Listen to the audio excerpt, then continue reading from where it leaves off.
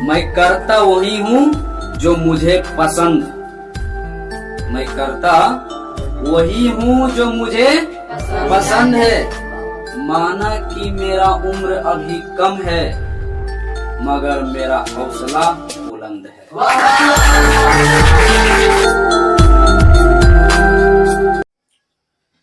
चलो देखना दोस्त, तो हम सब फिजिक्स में पिछले क्लास में हम सब देखे थे स्थितियां और देख लिए थे, है ना, और चिन्ह परिपाटियां भी देख लिए थे। क्लियर?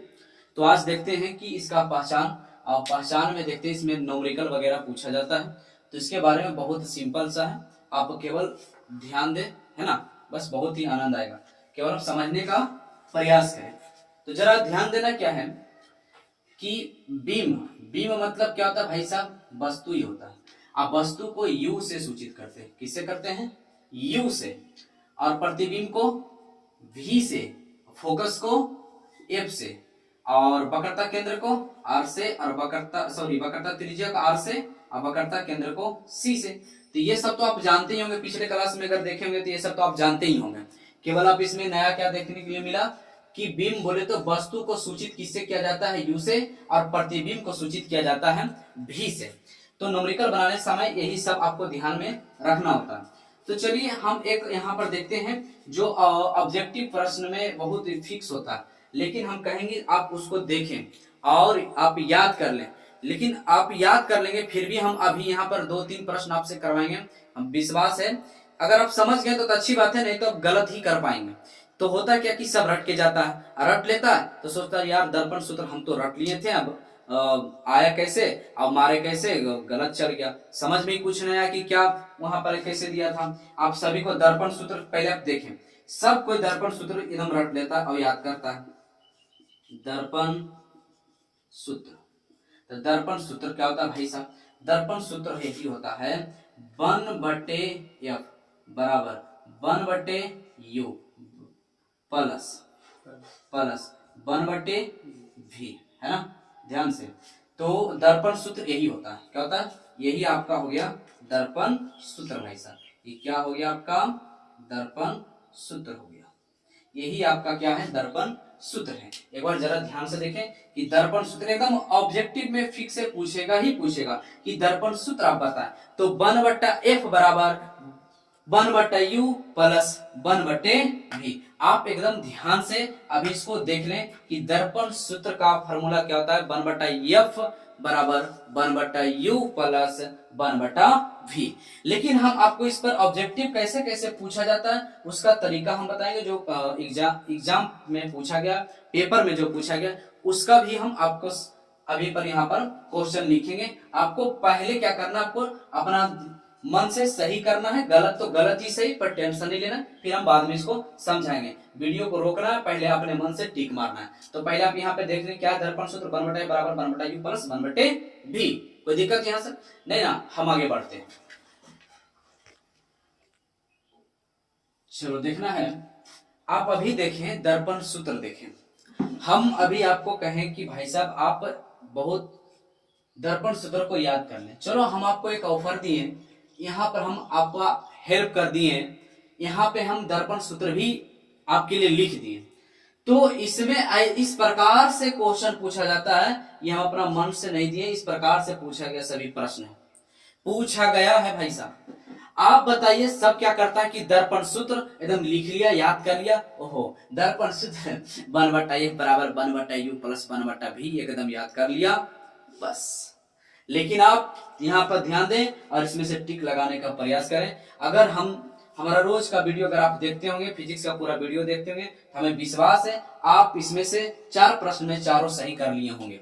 लेकिन आप रोज नहीं देखते होंगे तो कोई बात नहीं, आज से अभी से भी शुरू कर दीजिए, बहुत ही मजा आएगा आपको। एक अलग ही सीखने के लिए, एक फिजिक्स में बहुत ही, साइंस में फिजिक्स हो, केमिस्ट्री हो, चाहे बायोलॉजी हो, आपको बहुत ही आनंद आएगा आपको सीखने के लिए। ठीक है, तो आप चाहे तो जल्द ही हम चैनल को सब्सक्राइब कर लें, ताकि अगला कोई नया वीडियो बने तो उसका लिंक सबसे पहले, है ना, नोटिफिकेशन सबसे पहले आपके पास चला जाए। ओके, चलिए हम शुरू करते हैं। तो हमें विश्वास है कि आप टिक लगा लिए होंगे।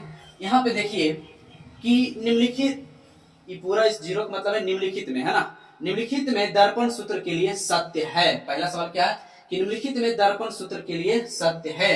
भाई साहब सत्य है तो पहले देखेगा कि वो यहाँ पे 1/u है, साला ई नहीं होगा। काहे भैया ई नहीं होगा? यहाँ टाका भिड़ावेगा, टाका है ना, एकदम टाका भिड़ावेगा कि वो नहीं लड़ा। तो यहाँ पर देखो नहीं लड़ा, कहो ई तो 1/u, साला तो होगा ही नहीं। चलो अच्छा, ई 1/v देखे, ओह ई तो एकदम नहीं होगा। अब देखेगा सी, अरे बाप रे बाप, अब इसको देखेगा तो टाका यहाँ पर देखेगा भिड़ गया, तो 1/f यहाँ से लड़ गया, फिर बराबर 1/v। तो अब कितना क्या होगा कि सोचेगा वो नहीं कि इधर तो v है इधर u है, तो सोचेगा क्या कि नहीं ई भी नहीं है, तो क्या करेगा, कोई रटा हुआ रहेगा तो वो नहीं 1/u होता है प्लस 1/v होता है, तब सही होगा। तो कितना क्या मारेगा, इनमें से कोई नहीं। लेकिन समझने का आप प्रयास करें, हम आपसे कहें कि 2 + 3 बराबर क्या होगा, 5 होगा। अगर हम 3 को इधर लिख दें, 3 को इधर लिख दें और 2 को इधर लिख दें, तो क्या 5.5 हो जाएगा या 6 हो जाएगा? नहीं ना। तो इसी प्रकार से आप समझने का प्रयास करें। अरे भाई साहब प्लस में है ना, आप भी इधर लिखें चाहे यू इधर लिखें चाहे उधर लिखें, कोई दिक्कत नहीं है, तो दोनों प्लस में है ना, ये दोनों क्या है, किस रूप में, प्लस में ही है। इसलिए इसका right answer option number C हो जाएगा। क्या भाई साहब, ऑप्शन नंबर सी। कोई दिक्कत यहाँ तक नहीं ना। अगला दूसरा सवाल आप देखें, दूसरा जरा आप गौर से देखें क्या होगा, निम्नलिखित में दर्पण सूत्र के लिए सत्य है, दर्पण सूत्र के लिए सत्य है। तो चला देखते हैं हम सब क्या होता है। अब यहाँ पर देखेगा कि 1/u, फिर टाका यहाँ से भिड़ आएगा, ओ नहीं लड़ा, फिर देखेगा 1/f, जब 1/u जैसी देखेगा तो कहेगा मिला ही नहीं, तो क्या करे, इसमें कोई टेंशन नहीं, ये होगा ही नहीं। फिर सोचेगा कि अच्छा 1/f, ओ लफड़ा है, लगता है ये हो सकता है, आई फिर यहाँ देखेगा ओ लगता है ये भी हो सकता है। अभी दोनों में कंफ्यूजन हो जाएगा, तो कंफ्यूजन इसमें सही कौन सा है आप पहचान करके बताएं, सही कौन सा है। ये गलत है भाई साहब, ये भी गलत है और ये भी गलत है। क्यों? क्योंकि यहाँ पर आप समझने का प्रयास करें, यहाँ आपसे 1/u पूछ लिया गया है, यहाँ पे क्या पूछ लिया गया है, 1/u आपसे पूछा गया, इसलिए यहाँ पर इसका करेक्ट आंसर क्या होगा, ये 1/u वाला बराबर 1/f माइनस 1/v होगा। हम अभी आपको समझाएंगे, आप टेंशन ना, पहले सही गलत का पहचान कर लेते हैं, उसके बाद हम फिर से आपको समझाएंगे कि क्यों वो सही हुआ, क्यों ये दोनों गलत हुआ। अब आगे जरा समझने का प्रयास करें। सवाल नंबर 3, निम्नलिखित में दर्पण सूत्र के लिए सत्य है, तो दर्पण सूत्र के सत्य है कौन सा होगा, तो आप यहाँ समझने का प्रयास करें। यहाँ पर देखिएगा 1/f, फिर क्या सोचेगा कि 1/u है और माइनस के 1/v है, फिर यह सोचेगा यार 1/f है तो ये होगा, ये तो काल्पनिक भी मैंने सोचेगा सर ये कैसे हो सकता, हम तो रटे थे कि 1/f और बराबर 1/u प्लस 1/v हम रटे थे, ये कैसे हो सकता, ये तो हो ही नहीं सकता। फिर सोचेगी तो हो ही नहीं सकता, तो आखिर होगा कौन सा भाई साहब, आपका सूत्र सही बता सकते हैं कौन सा होगा। तो हमारा ख्याल से आप सही कर लिए होंगे कि आप पहचान लिए होंगे कि इसका राइट आंसर क्या होगा। इसका करेक्ट आंसर ऑप्शन नंबर हो जाएगा आपका बी हो जाएगा। क्या भाई साहब, ऑप्शन नंबर बी हो जाएगा। बात समझ में आ रहा है ना। अच्छा अगला चौथा सवाल क्या है, इसको जरा समझने का प्रयास करें कि निम्नलिखित में दर्पण सूत्र के लिए सत्य है, तो दर्पण सूत्र के लिए सत्य है, आप आराम से देखें कि 1/u बराबर 1/f माइनस 1/v, फिर यहाँ देखेगा कि ओ v प्लस u बराबर सॉरी बटा u इंटू v बराबर 1/f, फिर c में देखेगा u प्लस f बराबर इस प्रकार से u इंटू v, और d में इनमें से सभी, सारा कंफ्यूजन में हो जाएगा। ज्यादा तो ज्यादा चांसेस सोचेगा भी नहीं, कुछ नहीं सोचेगा तो कम से कम सोचे वो कम से कम वो कर देते हैं। इसका राइट आंसर भाई साहब ऑप्शन नंबर डी हो जाएगा। आप समझे नहीं कि कैसे कैसे आपसे पूछा गया, इसका क्यों ए हुआ, इसका सी हुआ, इसका बी हुआ, कैसे होगा, इसमें सभी क्यों हुआ, यस या नो। तो चलो हम सब बहुत ही ध्यान से समझने का प्रयास करते हैं, क्योंकि आपके पास दर्पण सूत्र लिखा हुआ है, इधर आंसर इसमें कोई नहीं ना, तो इसमें थोड़ा सा स्क्रीनशॉट पहले कर लें, है ना, स्क्रीनशॉट कर लिया। अब जरा ध्यान देते हैं, यहाँ सब समझने का प्रयास करें। हम यहाँ से इसको मिटाते हैं, ठीक है ना, इसमें तो आंसर है नहीं यहाँ तक, और यहाँ पर आप समझने का प्रयास करते हैं। जरा ध्यान दीजिएगा, इस बॉक्स के अंदर आपको देखना है, ठीक है, इस बॉक्स के अंदर आप यहां से सोच रहे हैं कि दर्पण सूत्र तो होता है टाका भिड़ा वाला काम करेगा, 1/f बराबर 1/u प्लस 1/v।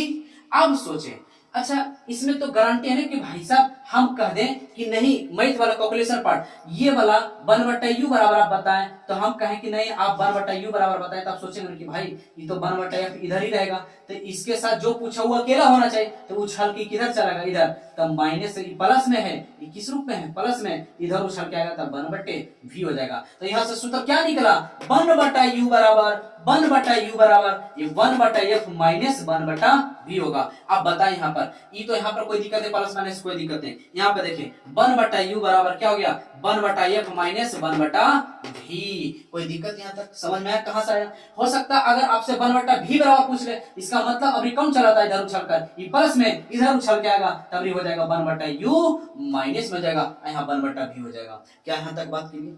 अच्छा और आगे समझते हैं कि ठीक है, फिर से अगर हम समझने का प्रयास करें तो चलो देखते हैं यहाँ पर 1/f बराबर होता है 1/u प्लस 1/v।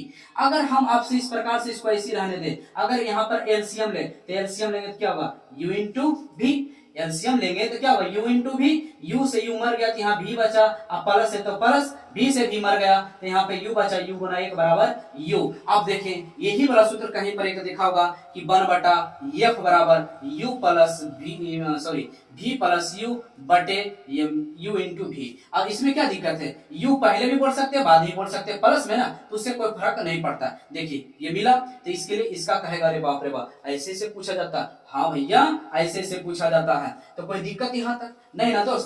अच्छा अब एक बात और यहाँ पर समझने का प्रयास करें। अब यहाँ पर समझते हैं कि देखिए इसमें कौन कौन मिला, ई वाला तो मिल ही गया आपको कि 1/f बराबर क्या होता है 1/u बराबर ई मिला, देखो यहाँ इसमें है ना। और ये वाला जरा समझने का प्रयास करते हैं, ये वाला देखो यही वाला है ना, यही ना है, और ये कहां से आ गया, ये कहां से आ गया आप समझने का प्रयास करें, ये कहां से आ गया कैसे आया। तो ये देखिए यहाँ पे ऊपर क्या है 1 और नीचे क्या है, आप क्रॉस मल्टीपल करेंगे, क्रॉस बराबर में आप मैथ में इतना पढ़ेंगे कि आपको पता होना चाहिए कि जब बराबर होता है तो क्रॉस मल्टीपल करते हैं मतलब तिर्यक गुना करते हैं, तो ये क्या हो जाएगा यहाँ पर आप समझने का प्रयास करें, 1 से गुना करें कोई फर्क नहीं पड़ेगा, तो ये इसमें अगर हम गुना करें तो क्या हो जाएगा, ये हो जाएगा u या चाहे v है ना, u लिखे चाहे v कोई दिक्कत नहीं होता, u प्लस v चाहे v प्लस u, उसमें कोई क्या दिक्कत है, 2 + 3 करो चाहे 3 + 2 करो बात तो सेम ही है। और इनटू आई जाके इधर गुना हो जाएगा तो ये हो जाएगा f, ये गुना इसमें चला जाएगा ब्रैकेट दोनों के लिए गुना होगा। अब बराबर 1 से गुना करेंगे कोई फर्क पड़ेगा, 1 से गुना करेंगे कोई फर्क नहीं पड़ेगा, u इंटू v, कोई दिक्कत यहाँ तक दोस्त, u इंटू v, कोई दिक्कत यहाँ तक। अरे आपको नहीं समझ आया तो भाई यही तो किया होगा, अगर नहीं समझ तो आप कैसे भी गुना कर लीजिए, u इंटू v बराबर पहले ऐसे गुना कर लीजिए, आपको लगा ऐसे क्यों किया तो आप ऐसे गुना कर लीजिए u इंटू v, अब बराबर इधर गुना करेंगे क्या हो जाएगा, f ही गुना चल जाएगा, अब v प्लस u हो जाएगा। यही सेम चीज तो है भाई साहब, ये वाला देखो तो गौर से यही ना है, अरे u इंटू v उधर लिखे पहले इधर लिख दिए, इसको इधर लिखे उसको उधर लिख दिए, क्या फर्क पड़ता है। तो बताएं अब ये भी तो मिल गया ना, कैसे आया पता चला, सब दिख रहा है ना, कैसे चला पता कि कैसे कैसे पूछा जाता है, समझ आया या नहीं आया। तो हमें पूर्ण विश्वास है कि आप अच्छी तरह से समझ गए होंगे, आप हमें विश्वास है कि इस वीडियो के बाद आप इसमें ऑब्जेक्टिव में आप कभी गलत नहीं करेंगे, है ना। तो भले आप इसको याद कर रखें, लेकिन इसी के माध्यम से सब भिन्न कैलकुलेशन करके जोड़ घटाव करके एलसीएम भाग करके इस ऑप्शन में दे दिया जाता है, और रटता यही रटता है और कहता है कि कहां से कहां पूछ दिया, कैसे कैसे पूछ दिया जाता है, तो है ना। तो कोई दिक्कत यहां तक। तो चलिए अब इससे आगे समझते हैं, देखना है। तो सवाल क्या है, अवतल दर्पण का उपयोग है ना 2 नंबर में पूछ दिया जाता है, कम से कम 3 या 4 पॉइंट लिखना होता है, इसी में आपको 2 नंबर मिल जाता है, ठीक है। तो बहुत आसानी से है, याद आपको रखना होगा। अवतल दर्पण में उपयोग क्या किसमें हम सब करते हैं, तो हजामती के रूप में, हजामती मतलब गांव देहात में जो नाई होता है ना, नाव जिसको बोलते हैं, उसी को हजामती कहते हैं, जो बाल बनाता है दाढ़ी वगैरह बनाता है उसी को कहा जाता है। तो हजामती के रूप में दाढ़ी बनाने ब्रैकेट में लिख दिया, आप समझ गए होंगे। ईएनटी है ना, ईएनटी का मतलब क्या था, ई से आई, एन से नॉइज और टी से टीक, है ना, मतलब आँख नाक दांत है ना, गला देखो लिख दिए, मुंह आँख नाक दांत गला के आंतरिक भाग को देखने के लिए इसका उपयोग हम सब अवतल दर्पण का करते हैं। जरा अगला ध्यान दें, अगला क्या क्यों करते हैं कैसे करते हैं सब है ना आगे बताएंगे। सोलर कुकर या सौर भट्ठी में क्या है आगे बताएंगे। सोलर कुकर या सौर भट्टी में अवतल दर्पण का उपयोग करते हैं। दंत चिकित्सक मतलब डॉक्टर की दांत है ना, दंत चिकित्सक दांत वाला डॉक्टर है ना, दांत में अवतल दर्पण का उपयोग करते हैं। जैसे कि कोई गला दांत में कोई प्रॉब्लम है तो डॉक्टर क्या करता है, अवतल दर्पण लगा के उसको मुंह फाड़ता है और उसको क्या करता है, देखता है, क्योंकि बड़ा प्रतिबिंब बनता है ना। आगे चलो इसको भी आगे बताएंगे। परिवर्तन दूरदर्शी में और क्या होता है, हेडलाइट, टॉर्च लाइट, प्रदर्शन कक्ष में। कोई दिक्कत यहाँ तक ध्यान रखना, यहाँ पे हेडलाइट, टॉर्च लाइट, हेडलाइट एगो साइड लाइट होता है। साइड लाइट में हमेशा उत्तल दर्पण का उपयोग होता है, जो कि अगले क्लास में बताएंगे उत्तल दर्पण का उपयोग करना, ठीक है। तो यहाँ पे देखना हेडलाइट, टॉर्च लाइट, प्रदर्शन कक्ष में अवतल दर्पण का प्रयोग हम सब करते हैं। कोई दिक्कत यहाँ तक दोस्त नहीं ना। तो हमें विश्वास है कि आप अच्छी तरह से समझ गए होंगे। तो इसके जो है कि हजामती में अवतल दर्पण का उपयोग क्यों किया जाता है, 5 या 3 नंबर में पूछा जाता है। तो ये सब है ना, सोलर कुकर में अवतल दर्पण का प्रयोग क्यों किया जाता है, हेडलाइट में क्यों किया जाता है, ये सब हम तरह से समझ गए होंगे। हमें विश्वास है कि आप अच्छी तरह से समझ गए होंगे। तो मिलते हैं अगले वीडियो में, तब तक ले दोस्त खुश रहें, खुशियां बांटते रहें, हंसते रहें और हंसाते रहें। तब तक ले दोस्त बाय।